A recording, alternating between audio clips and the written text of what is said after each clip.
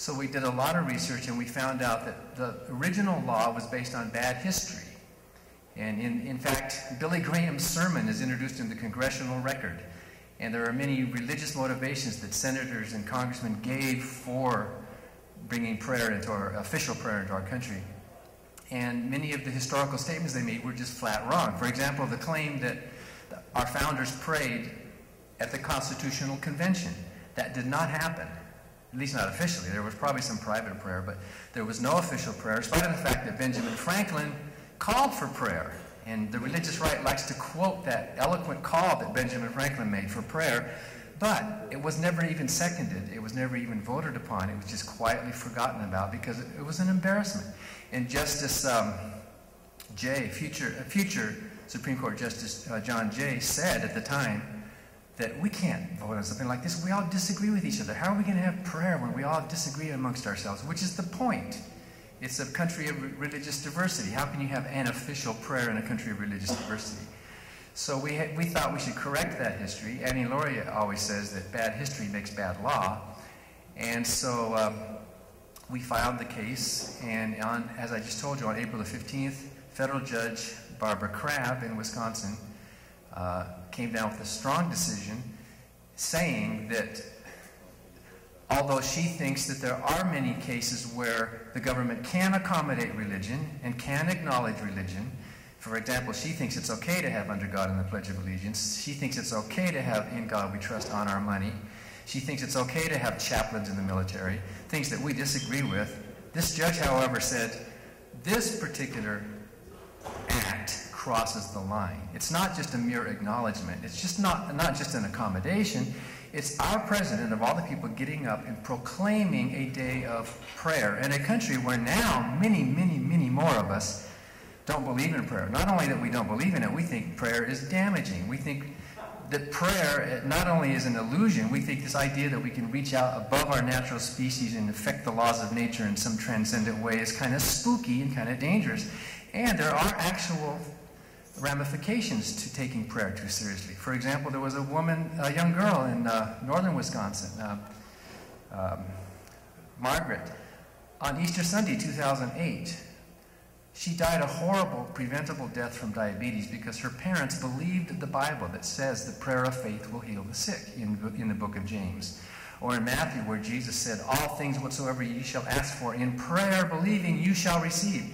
They believed the Bible. They took it at its word, and they, instead of taking their daughter to the doctor, they prayed, and she died. And those parents were basically convicted, although the sentencing was quite moderate. They were convicted of negligence over the death of their own daughter. So prayer is damaging and can have horrible results. I know that millions of good Americans find comfort and solace through prayer, and no one would deny them that. But they should do it freely. What, they can't pray unless the government holds their hand? They can't pray unless somehow the government gets up there and tells them, you have to pray on this day? So many of us think, it's not only that we are outsiders, many of us are actively opposed to prayer as a threat to rationality, as a threat to the scientific method, especially if you think prayer is going to make any difference in cause and effect. If you think prayer is actually going to cause any organic healings, that is dangerous. It is irresponsible.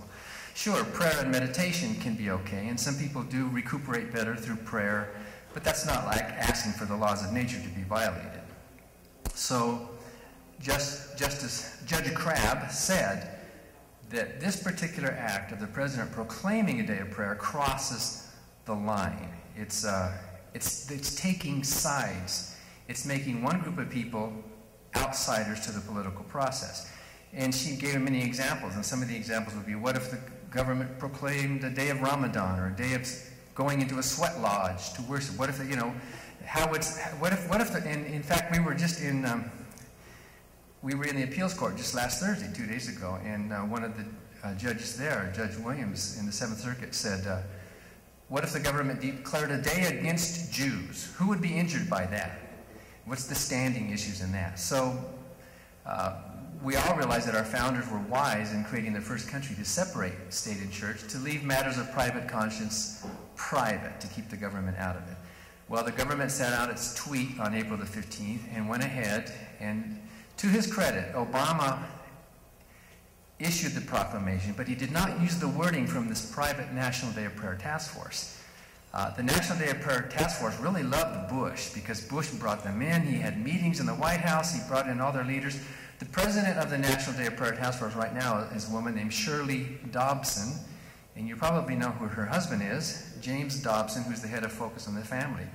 In fact, the National Day of Prayer Task Force is housed in the Focus on the Family building there in Colorado Springs, Colorado. And they were really happy with Bush because Bush would take their wording and their exact scripture verse and get up and make this big deal and have these rallies and all these prayer things. And many governors would do the same thing. Most governors would take the wording from this private group, which we were claiming this private group was a sort of de facto arm of government. It was doing a governmental function. And originally we had named Shirley Dobson as a defendant, but Judge Crabb took her off because she's not really a governmental actor, but we gave them something. We let them take her name off, which is what the judge did. So to Obama's credit, he didn't do as much as Bush during his proclamations. He kind of said his own, and then he didn't have any meetings or rallies or any of that. He didn't have any ceremonies from that. But still, most of the governors, all the governors this last year went ahead and did it, including our own governor in Wisconsin, who should have known better. But do you know there was one governor who didn't do it? Can you guess who that was?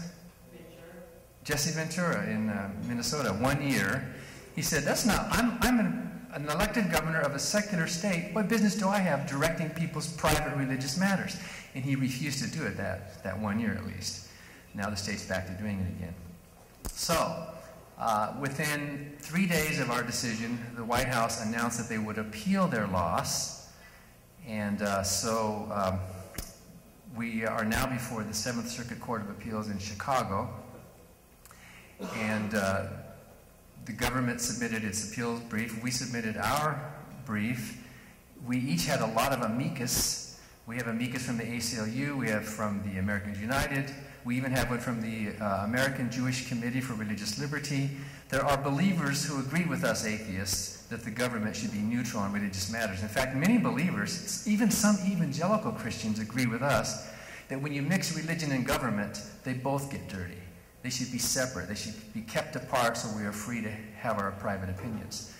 The government submitted its response brief, and we just had oral arguments. Thursday, I drove our 2 staff attorneys and an intern down to meet our litigation attorney, Rich Bolton, to hear oral arguments in this case with the attorney from the government. And that was kind of fun, and it was kind of important. The issues that were brought out were very important. Judge Williams, by the way, who was on the 3-judge panel for the 7th Circuit, was quite prepared and quite strong and was giving the government a hard time about, the government's trying to say we don't have standing to sue because we don't have any real injury.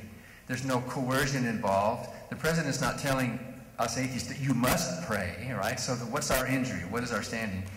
Judge Barbara Crabb at the decision pointed out that that's exactly what the First Amendment is about. It's about psychic injury. It's about, you know, what if the government were to declare Catholicism is the state religion, the governmental religion? Would anybody be coerced? No. Would anybody, you know, would there be some feelings hurt? But who would have standing to challenge that? And she was asking the government's attorney, if these clients don't have standing to sue, well, who does? And the government really couldn't come back with a good response, except to say there has to be some kind of face-to-face contact. Like when you walk by a Ten Commandments monument at a state capitol, or when you have to see it. Well, who would have face-to-face contact with the president issuing a proclamation? Somebody in the press room, when the press secretary announces it, you have to be a member of the press to go in there. So if we do lose on standing, then we're going to have to find some more concrete way, rather than just, you know, being Americans who feel like political outsiders. In fact, that was O'Connor's phrase. Justice O'Connor used that phrase a lot. And if we don't have standing to sue, then a lot of the previous Supreme Court cases would have to be vacated because they were all based not so much on taxpayer or some kind of monetary or exclusion or some kind of physical, but based on the idea that the government cannot establish or do anything respecting an establishment of religion. So we're taking bets at our office. Annie Lloyd tends to think we'll probably lose in the 7th Circuit. I kind of think because of the questions that the judges were asking, The other two judges were not friends of ours. Judge Mannion is one of them, who's tended not to rule very well on state church issues. And then Judge Easterbrook, who for some reason wasn't there. He was listening in on the phone. Judge Easterbrook has a little more of a mixed record. He might be our swing vote on this case. But Judge Williams did ask our attorney right at the end of the questioning, how would we feel about the appeals court issuing a declaratory judgment instead of an injunction? Maybe for separation of powers reasons, or maybe because it would be a compromise. And our attorney right away figured out this might be a compromise that she's handing us, and we would be happy with that. If the appeals court issued a declaratory judgment that the National Day of Prayer is unconstitutional, our attorney said we would be pretty sure that the president would not want to continue doing something that is declared to be unconstitutional, that we could pretty much, I don't know if Bush we could rely on if he were still president, but in any case, that's where we're at now. The oral arguments are done, and then we'll be waiting for a decision probably sometime next year. We have a lawsuit in Colorado challenging the governor.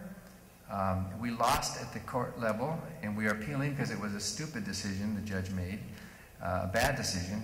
And we're thinking about here in Arizona, our new chapter, which is just forming up, and others are thinking probably in the spring we will go after the governor of Arizona for declaring a National Day of Prayer. What business does a governor or a president have to direct the private religious rituals of the citizens? It has no business at all.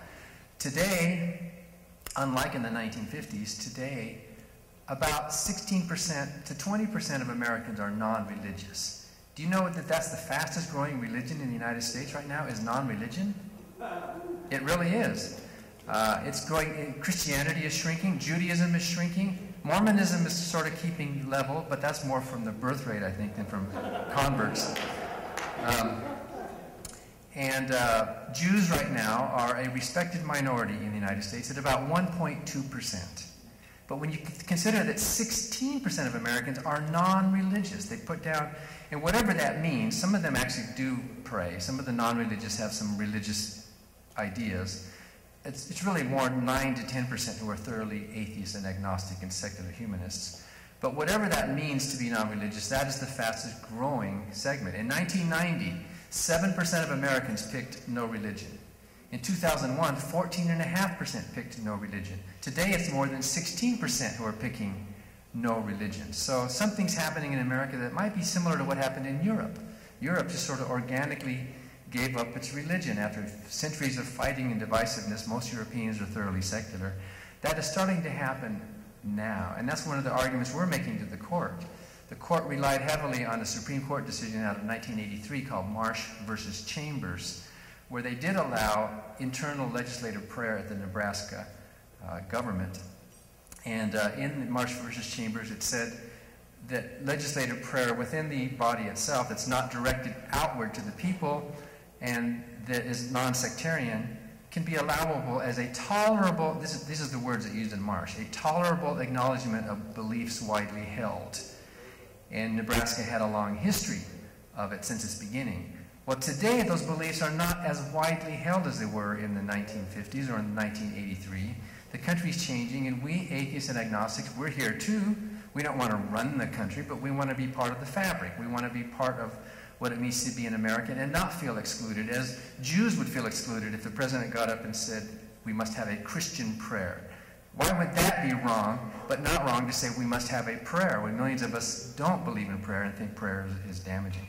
So watch the news. You can find our group at the Freedom from Religion Foundation online at ffrf.org. We have a national radio show. It's coming up to 5 years now. It's called Free Thought Radio. We are almost at 3 million downloads of our podcast, which I think is pretty cool.